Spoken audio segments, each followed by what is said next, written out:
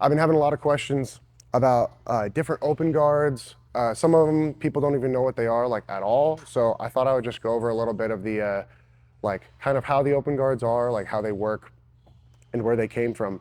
So first in jiu-jitsu, like self-defense style jiu-jitsu, where your feet are on people's hips to prevent people's punches. This is like the very basic concept that all these guards come from. So while I'm on my back, if I can have my feet on my partner's hips and they throw punches, they can never reach me, so I'm good here.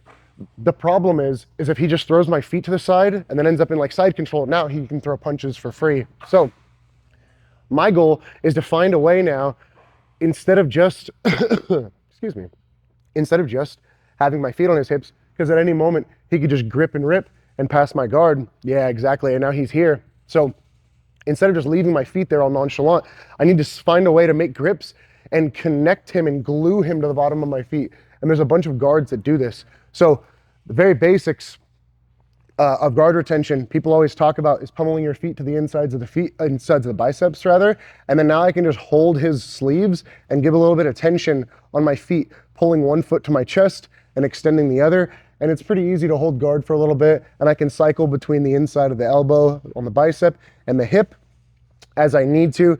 And as he tries to pass guard here, as he tries to whip me side to side, I can always just extend or switch which side I'm extending.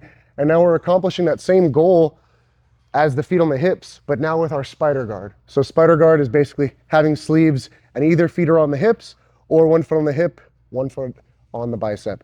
And now the next guard, which is one step away from that, is lasso, where you basically have a spider guard and then you take your leg up and over the shoulder and you extend, and now we're hooking under the armpit. So if I do this on the other side so you guys can see, I'm extending, I'm basically bringing their hand down to my stomach, and then I'm pummeling my foot all the way over the top, and now we're hooking. And now it's even more difficult for him to get past my legs. He still can't strike, he can't get past my feet. I can still use those really big, strong leg pressing, squatting muscles, those stomping muscles to hold my partner in front of me, rather than just freaking out, hoping that he doesn't pass my guard with no grips, and I'm trying to like use athleticism to stay in front of me, and I can hold him there and do that. So there's spider and there's lasso, and now we have the guards that are more about the legs, like de la Riva, hooking from the outside of the leg to the inside, taking my toes behind the knee. And the goal of this is to basically stop their knee and their foot from twisting and moving, so it stops his mobility from getting around the corner here. So what ends up happening is once I have this grip, I can look for any grip on basically anything, whether it's the far sleeve, far lapel, near side sleeve, and we're here, and I'm hooking this, and my goal is again to keep him in front of me until I can sweep or submit him. A good entry for this, a lot of people do big movements when they want to enter positions like de la Riva. And instead of doing really big movements, I really like to grab people's upper body and basically stomp their lower body away and then gently adjust myself over. I'm not a big fan of the big like swing into de la Riva. It does work, but for me, I'm always looking for grip. So once I find my grip, I'm basically just pushing one leg away, hooking and shimmying off to the side rather than that big movement. I really like to pull as I push the lower body. It gives me that posture broken, and now we can hunt for that basic de la Riva position. I also had some questions about some of the lapel guards that people aren't familiar with, like worm guard. So if I take my partner's lapel out here, and we'll twist for this one so that I'm facing this way. So I took his lapel out. So we just talked about spider guard, where I'm putting my foot in the crook of his elbow as I pull with the sleeve. And now this creates all this friction, tension. It makes it really difficult for him to pass. With worm guard, it's basically doing spider guard initially on the lapel by either stomping on the lapel or putting my heel in the crook of the lapel. And what I can do with this is, again, I can slow his momentum and make it difficult for him to pass, and I can even use both feet. And now if he chooses to pass either direction now, it doesn't matter which way he tries to pass, my heel is stuck one way, and I can like double stomp the other. So you can use this initially to stop their movement and slow the pace down.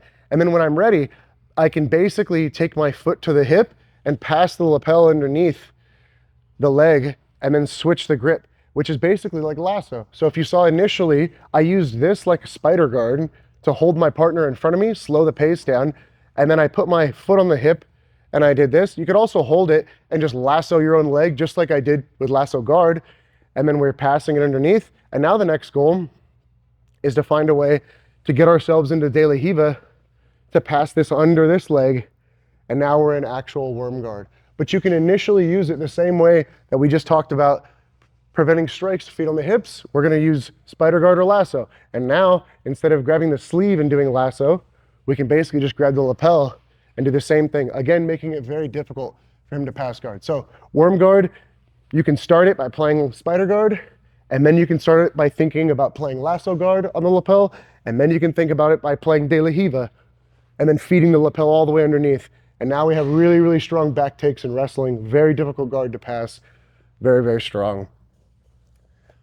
Another common open guard, especially used in nogi lately for leg locks, is K-guard.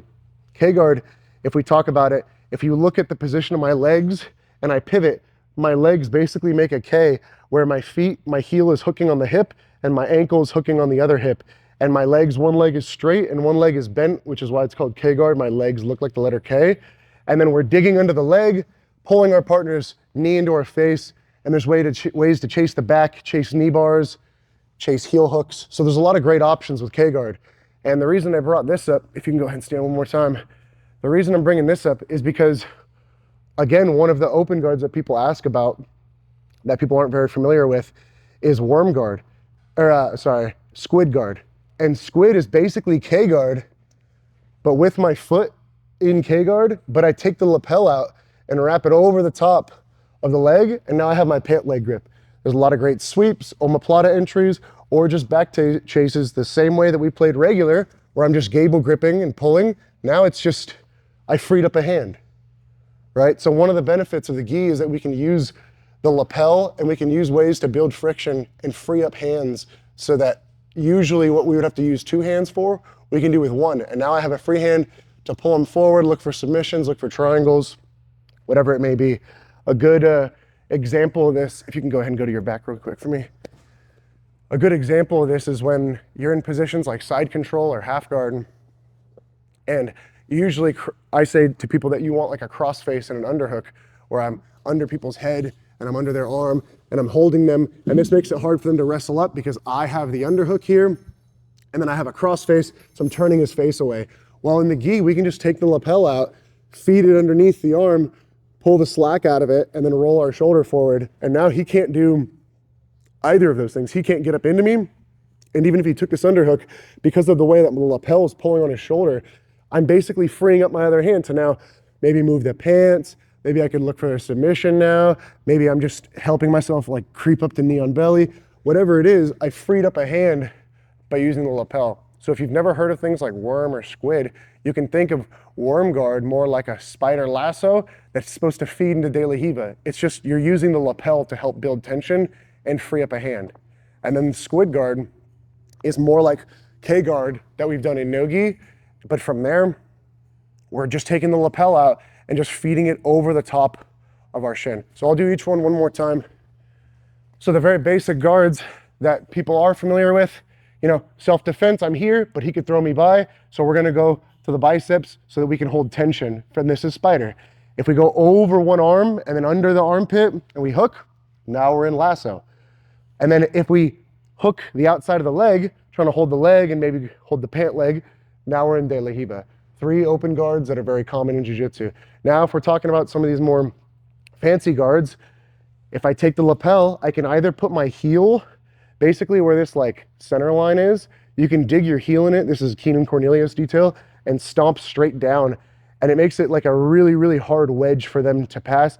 And now with just this one leg, he wouldn't be able to pass in either direction. He could try passing, and I'm just so connected to the lapel, he could keep passing, and I can just use this again like spider guard, right? So we said spider, lasso, De La Riva. Here's the spider. I can use it either one or both feet to help.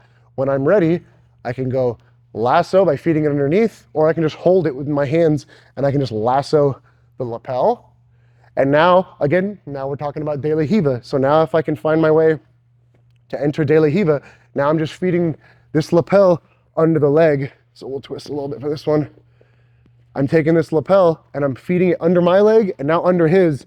And now I just kind of karate chop with the outside of my wrist, pinky down, and we have our grip. And now we can chase the back from here, and we're playing worm. So now we talked about spider, lasso, de la Riva, and how that all applies with the lapel. The last one is my foot's in the same position, and that's K-guard, where my legs are like this, which is usually used to chase the back, and heel hooks in nogi. It's a very popular thing that everyone's doing now. All I do is, instead of using both my hands here, I'm feeding the lapel behind the knee, and now we can start looking for the sleeve. A lot of good options here. You can pull people forward and launch for triangles, omoplatas, big backwards roll to star sweeps, and a bunch of other fancy stuff from there. That's kind of the basics of it. If you don't think of them like the new guards, you just think of them like the ones you've already learned for jiu-jitsu, everything becomes a lot more simple. Thanks, guys.